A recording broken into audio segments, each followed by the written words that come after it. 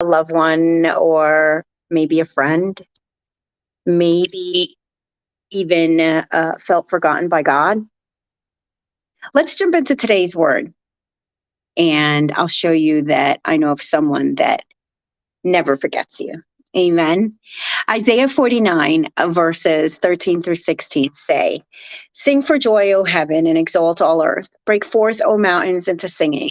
For the Lord has comforted his people and will have compassion on his afflicted." But Zion said, "The Lord has forsaken me. My Lord has forgotten me." He responds, "Can a woman forget her nursing child, that she should have no compassion on the son of her womb? Even these may forget, yet I will not forget you. Behold, I've engraved you in the palm of my hands. Your walls are continuously before me." Wow, amen. These verses really drew my attention. They really spoke to me as I read through them, because I know that many of us at some point in our life or another have felt forgotten. As I read this, I immediately remembered my 27th birthday. My mom had forgotten my birthday. She had this tradition that she would always call us the morning of our birthday, no matter where we were. And even if she couldn't reach us, she'd leave a recording of herself singing happy birthday in Spanish. And I looked at the clock, and I'll never forget, it was 3 p.m. on my 27th birthday, and I had not heard from my mom. I was pretty upset. I'm like, how can my mom forget my birthday? But she didn't. She surprised me in person and actually sang happy birthday in person. So that was a blessing. But I know that many of us at some point in our life, we've felt forgotten, even by God. Like, we could be going through seasons that we feel like God has forgotten us because we've, slipped away, or we've sinned, or we've done something to feel distance from him, and feel that maybe he has forgotten us, right? But he hasn't. He hasn't. And we see this in these verses.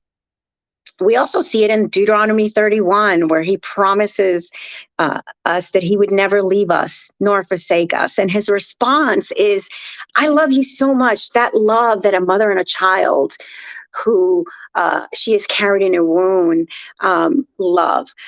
It could be a love of a mother and a child in an adoption. It could be the love of someone who has raised you, your grandparents, or a sibling, or whatever that relationship that you can so closely relate to, the love that you have for each other, that you would say, "I would never forget you." But we're human. We can never say never. Never such a big word for us to hold up to, because we can forget.